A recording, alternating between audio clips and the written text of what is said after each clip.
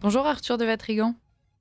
Bonjour Liselotte. Alors vous allez nous parler Vous avez d'Emmanuel regardé Macron. Emmanuel Macron hier? Oui, tout à fait, avec Guylain Benessa, on en parlait ce matin. C'est passionnant. Donc c'était son grand retour. Parce que forcément, entre le pape, Trump et les autres, bah, il commençait à trouver un peu le temps long, parce qu'on parlait plus vraiment de lui, donc ça l'agaçait. Et même son discours du 8 mai, qui était retranscrit à la télé, s'est fait raccourcir par une fumée blanche et une mouette. D'ailleurs, on comprend que ça l'ait agacé au plus haut point, parce que c'est en plus l'exercice qu'il aime le plus. C'est célébrer, commémorer, parce que ça, évidemment, ça lui permet de se mettre en avant, de parler un peu de lui en loose day. Et d'ailleurs, je pensais à un truc étrange quand je voyais cette commémoration du 8 mai, du moins jusqu'à ce qu'on découvre qu'il y avait un nouveau pape, c'est que lui qui prend son pied dans la panthéonisation, bah, il y en a un qui l'a pas encore fait entrer en Panthéon, alors que pourtant il a débuté son deuxième mandat sous le bicentenaire de sa mort, c'est Charles-Henri de Rouvroy, qui est plus connu sous le nom du comte de Saint-Simon. Chose d'autant plus étrange qu'il est son inspirateur, celui dans les théories fumeuses duquel il s'inscrit, c'est pas. Parce que sur le plan politique, on a dit oui, c'est Édouard Philippe, ou Mendès France, ou Giscard, tout ça. Mais en fait, s'il y a un courant de pensée auquel se rattache Emmanuel Macron, c'est sans nul doute le saint-simonisme. Et d'ailleurs, c'était la thèse que développait Frédéric Rouvillois, que nos éditeurs connaissent bien, dans un ouvrage qu'il a sorti il y a 5 ans, publié aux éditions du Cerf, sous le titre intelligent, malicieux et assez évocateur de Liquidation.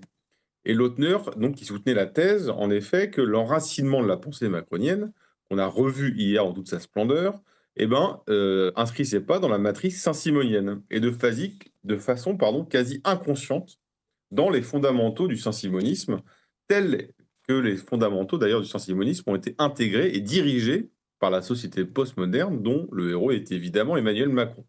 Et un terme résume à lui tout seul cette filiation, c'est progressisme, dont évidemment Macron se fait le chantre, parce qu'en fidèle héritier du saint-simonisme, il voit dans le développement de la science, la technique, l'industrie, le commerce, tout ça, bah, la source essentielle de l'émancipation de l'individu. À chacun selon ses capacités, à chaque capacité selon ses œuvres, écrivait Saint-Simon, qui ne voulait connaître de distinction que celle qui découle du mérite des sachants et des industrieux. Évidemment, ça nous fait penser à ceux qui savent, ceux qui ne savent pas.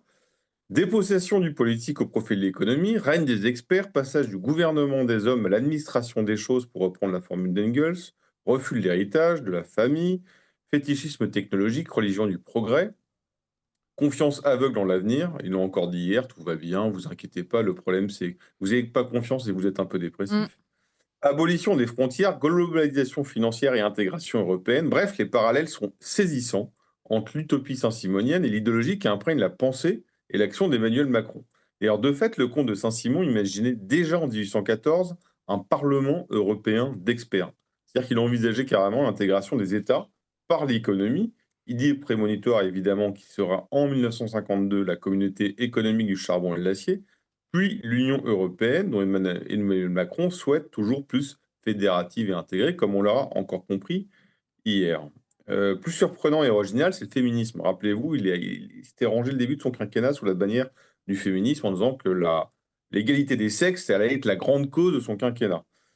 Ben, cette égalité, ou cette fausse égalité plutôt, bah, s'enracine même dans la pensée de Saint-Amand de Bazard et Prosper Enfantin, qui sont les héritiers directs de Saint-Simon et continuateurs de la secte de leur maître.